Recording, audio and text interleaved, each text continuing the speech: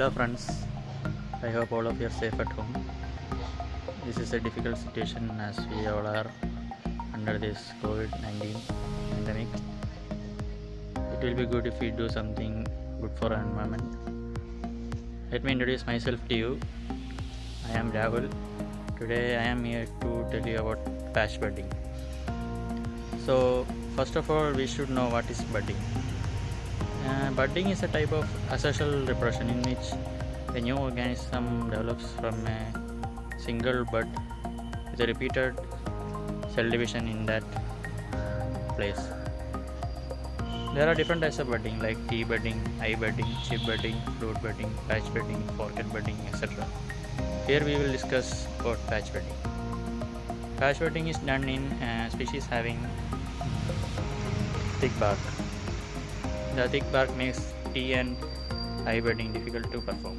The distinguishing feature of patch budding is that in patch budding we will cut a rectangular portion of bark from the scion and will incorporate into the similar shaped rootstock.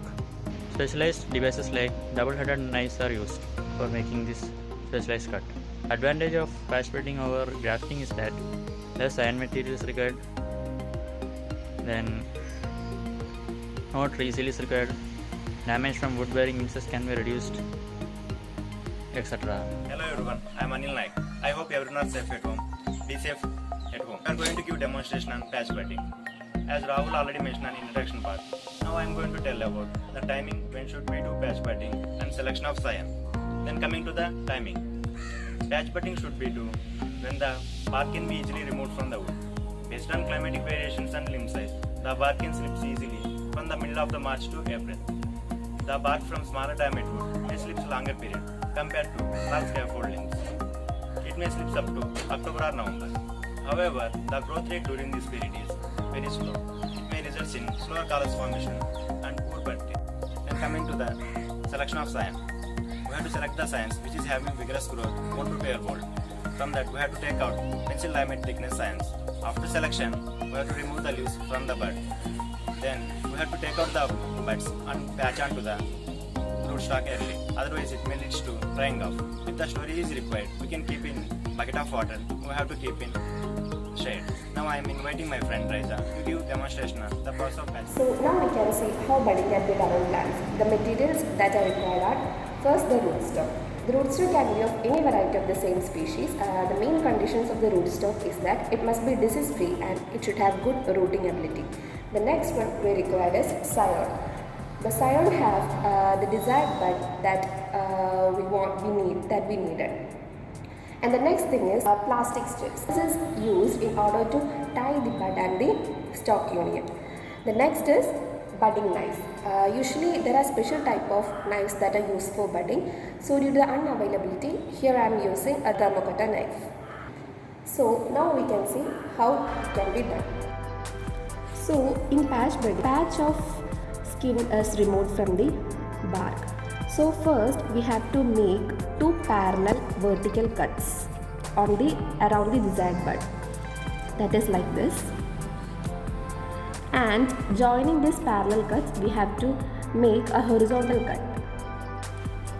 That is like this.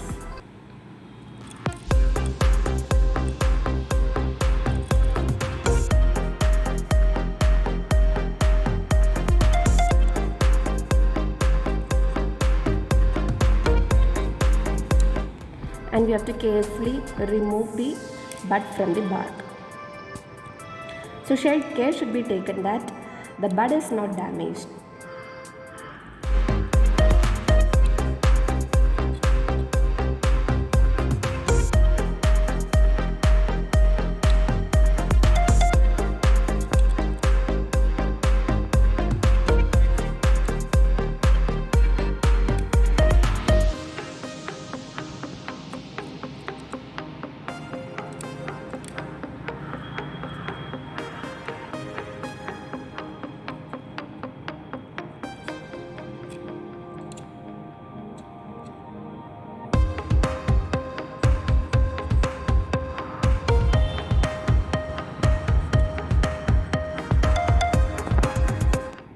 So this is the bud I have taken. A patch is removed like this.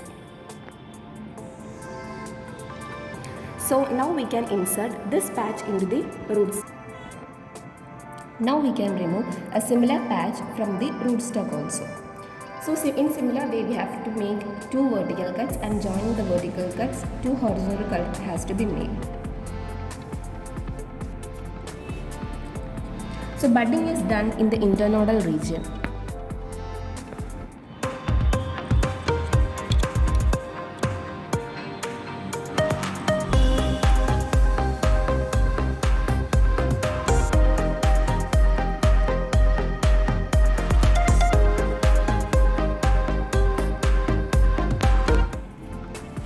So like this we have to remove a similar type of patch from the rootstock also. Now we can insert the bud into the rootstock.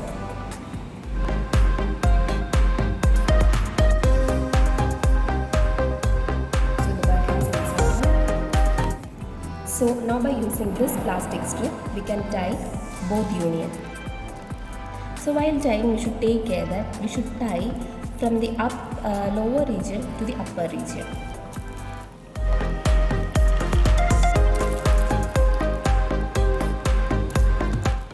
So while tying we should take care that the bud is not damaged, and we should hold firmly and we should tightly cover it.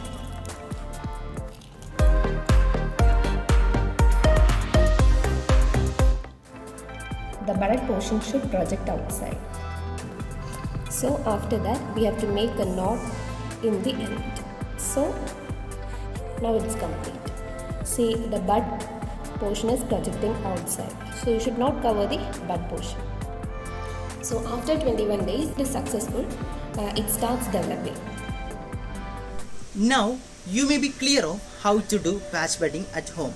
In a brief, the patch budding can be done by a rectangular patch of bark containing a single bud taken from the scion and placed into a similar patch taken from the rootstock and tied with using a plastic strip, and make sure that the plastic strip not covered the bud portion. After patch budding, periodic observation is necessary to prevent from any disease or pest infestation. Generally, the patch budding can be done in trees or plants having thick barks. Even in rose plant we can do patch budding.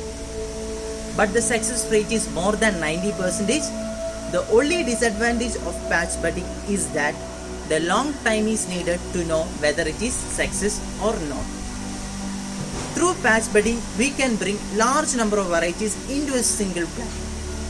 For example, in the case of rose, we can bring large number of flowers with different colors into a single rose plant, and thereby we can increase its ornamental value.